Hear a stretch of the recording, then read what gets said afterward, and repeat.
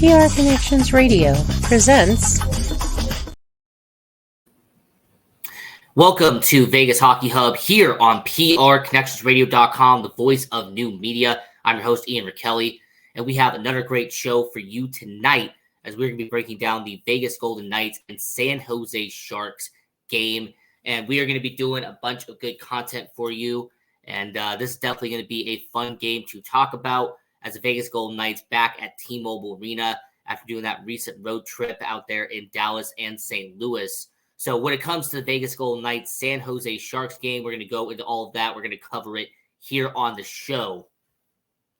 And before we do that, though, I want to say go to the YouTube channel, hit the subscribe button, to like and share with all your friends all around the world. Would be much appreciated. If you also want to go to the website, PRConnectionsRadio.com, check out all the amazing content we have on there.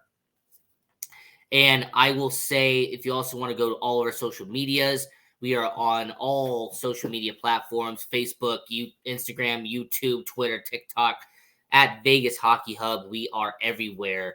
And, you know, when it comes to this situation and when it comes to your Vegas Golden Knights, there's a lot of fun, a lot of good stuff that we can talk about here on the show.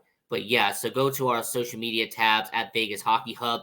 You'll also want to follow me. I'm right down there at Ian Rachiele 18. That is IAN. RACHIELE 18 on social media if you want to follow me. Now, getting into the recap show, talking about the Vegas Golden Knights and San Jose Sharks game. Now, obviously, this was going to be a major deal as the Vegas Golden Knights, San Jose Sharks, the rivalry, historically, the rivalry that has been over the last 6 to 7 years. I mean, there's no secret of the Vegas Golden Knights and San Jose Sharks. They have eliminated each other from the playoffs. They've had some very nasty brawls. They've had some good back and forth situations. Of course, there's been a lot of games that have gone down to the wire between Vegas and San Jose.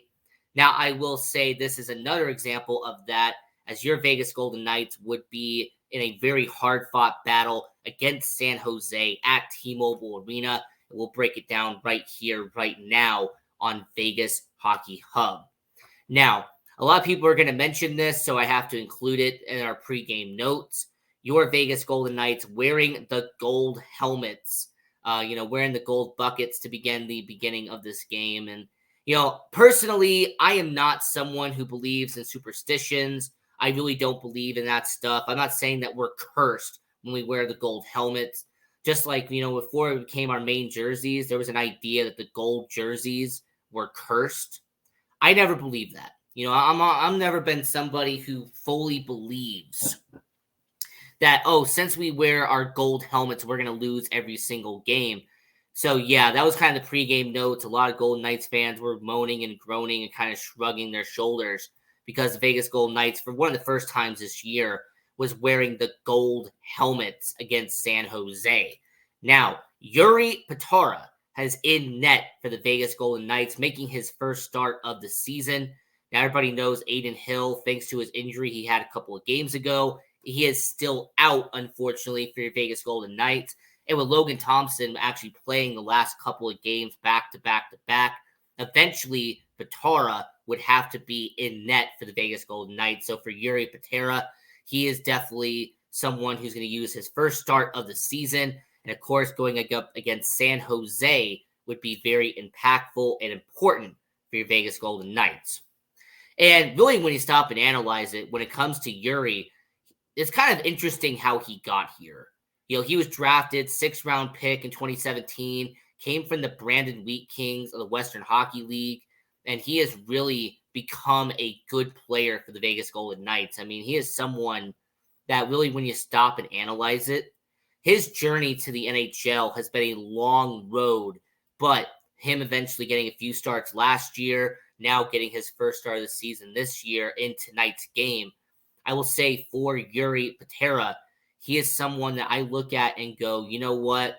If he has a good future in the NHL, regardless if it's split between the AHL and NHL, the fact that he has managed to get into the NHL as a 6th-round pick in 2017 and had to spend all those years getting into the NHL. So definitely a good situation there. Happy to see him in net for your Vegas Golden Knights. Now, 1 minute into the game, Mario Ferrero had his first goal of the season and assisted by Kyle Burrows and Mikkel Grunland. And when it comes to the San Jose Sharks, they had a good start to the game. I will not take that away from them. They did a really good job making sure this game was set up properly. And, when it comes to Vegas and when it comes to the beginning of the game, there has been some moments this year where they start kind of slow.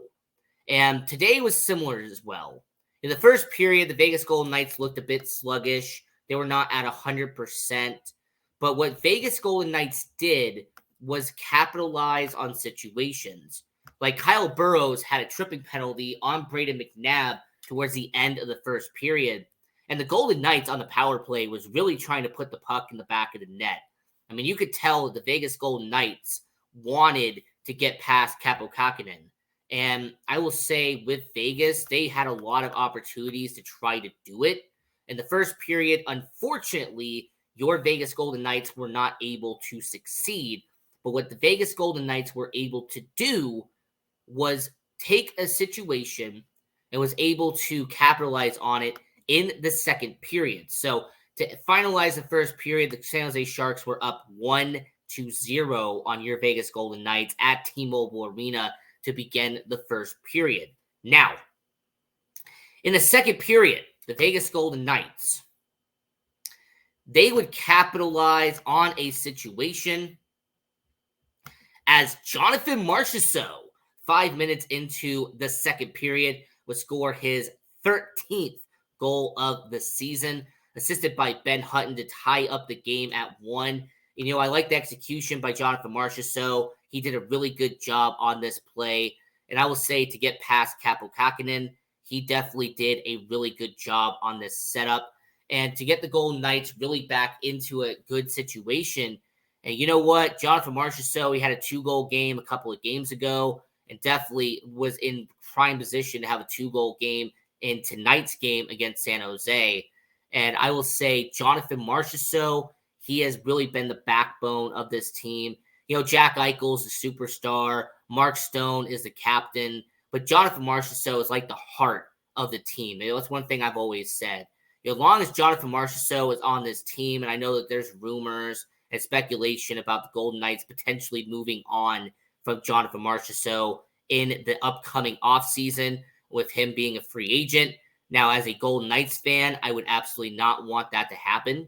Jonathan Marchessault, all 7 seasons the Golden Knights have been around, he has been a vital member of your Golden Knights. I mean, we made an entire video about a year ago explaining why Jonathan Marchessault is not just the most important player in Golden Knights history, but when the time comes, he will be the first player to be inducted into the Ring of Honor.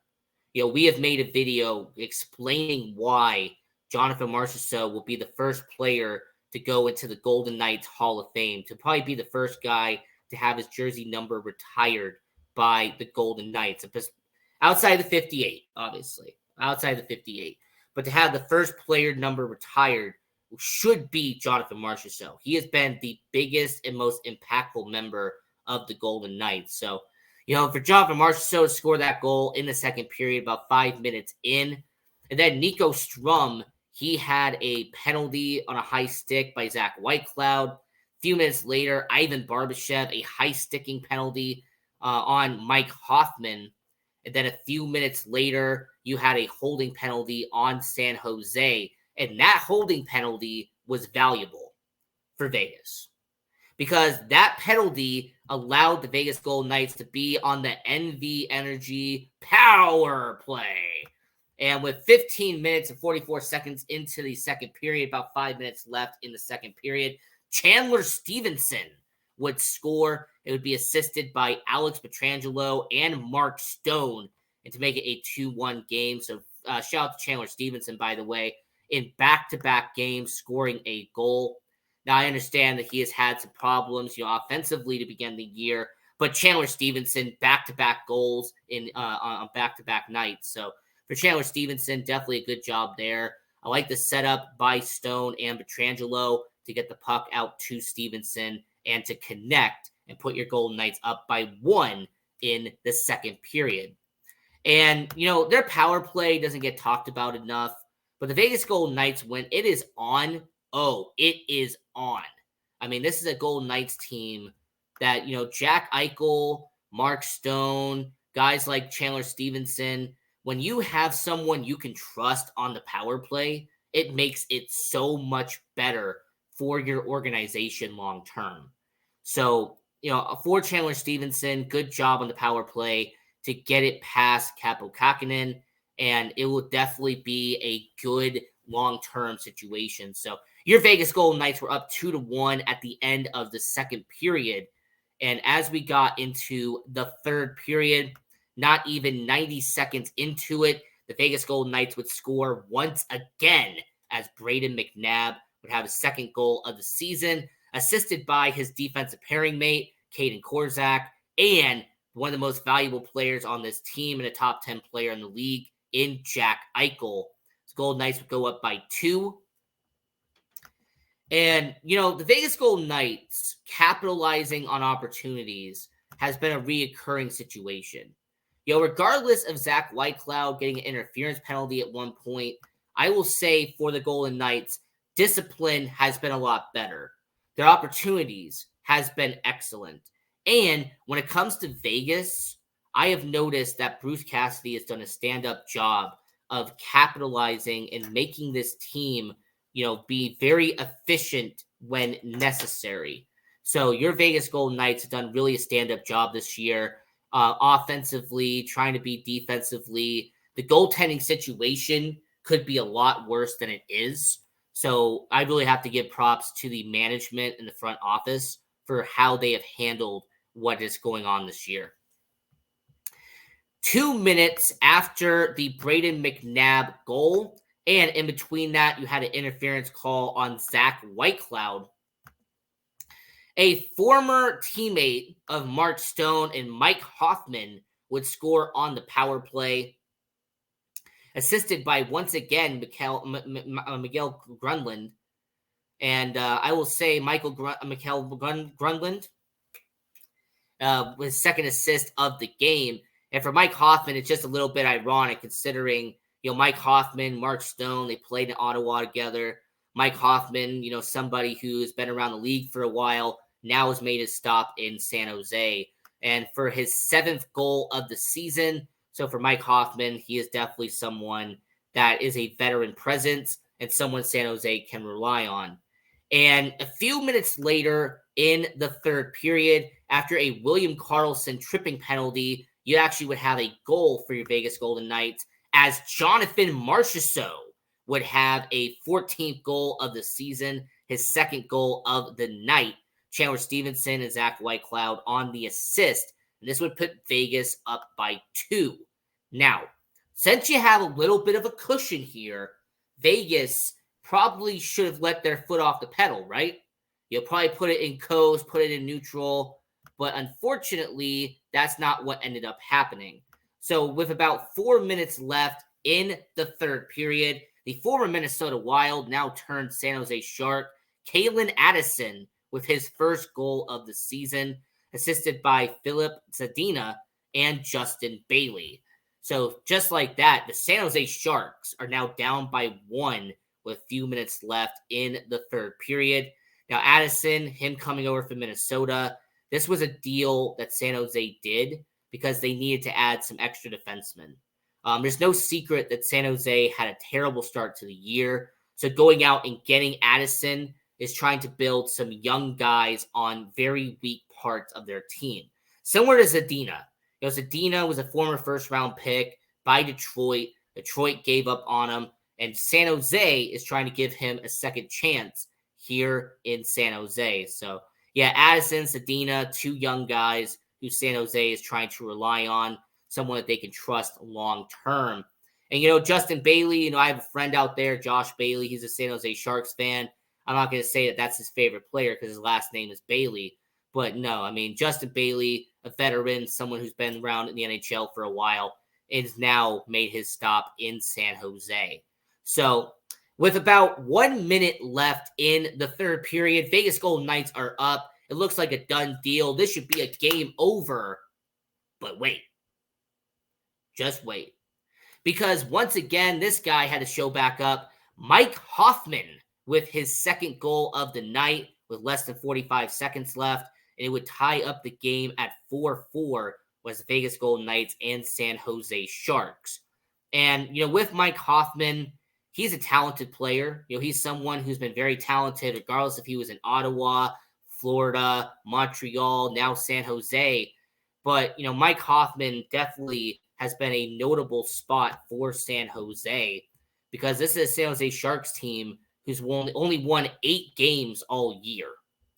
So for a San Jose Sharks team that is 8-17 right now at this current state, to have a guy like Mike Hoffman, to have some scores on this team, that is something that San Jose is going to have to care about long term. I mean, look, let's not sugarcoat it.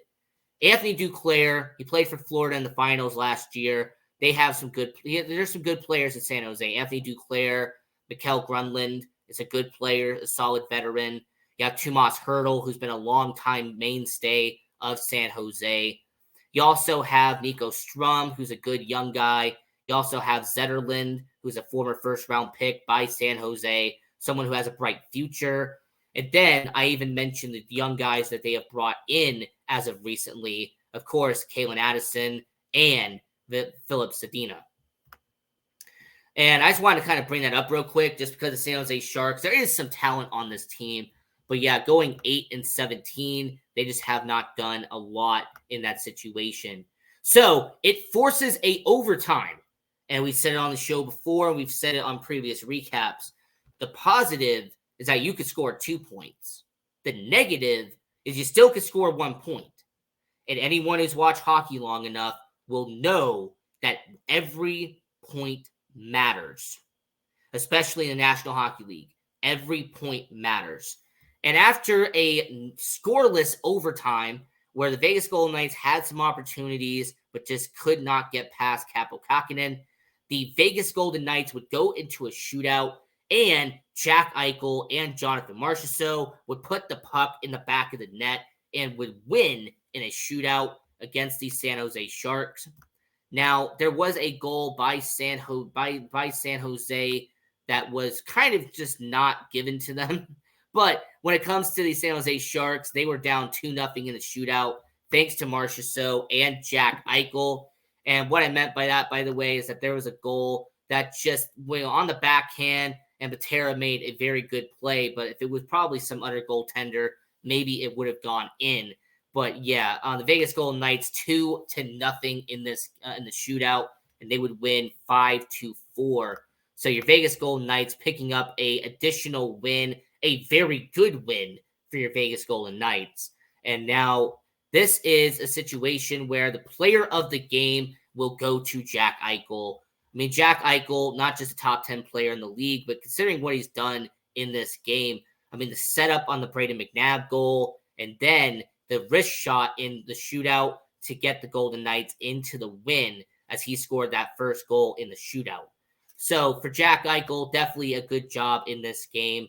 Once again, showing to a lot of people that he is an essential part of this team and was a very good addition when he was traded to Vegas about a year and a half ago. And I will say that the Vegas Golden Knights did a really good job. Because like I said, in the first period, it was kind of sluggish, a slow first period. But your Vegas Golden Knights recovered and did what they had to do to win in this situation.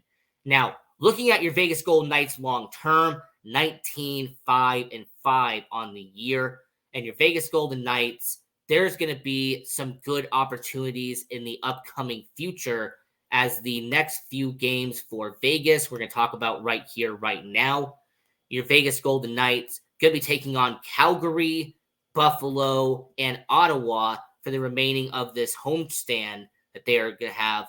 The Vegas Golden Knights, we talked about it on a previous show, on a 4-game homestand, started with San Jose. Now it's going to continue with Calgary, Buffalo, and Ottawa at home.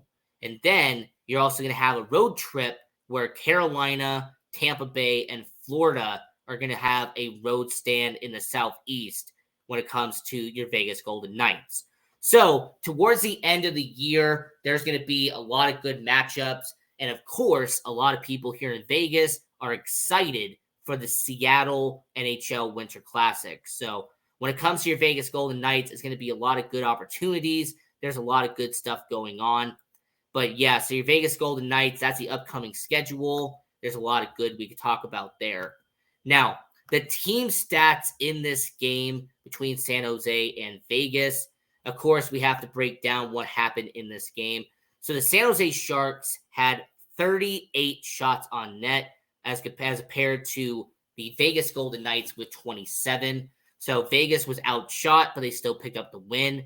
The Vegas Golden Knights out-hit San Jose 21-16, and the San Jose Sharks had more penalties on the night as they had 8 compared to Vegas's 6. Now, the face-off situation, San Jose clearly won that battle, and San Jose had well over a 60% face-off win percentage against the Vegas Golden Knights. So the face-off battle was not won, but Vegas won overall. And on the power play for the Vegas Golden Knights, you went 1 for 4, and they went 2 for 3 on the penalty kill.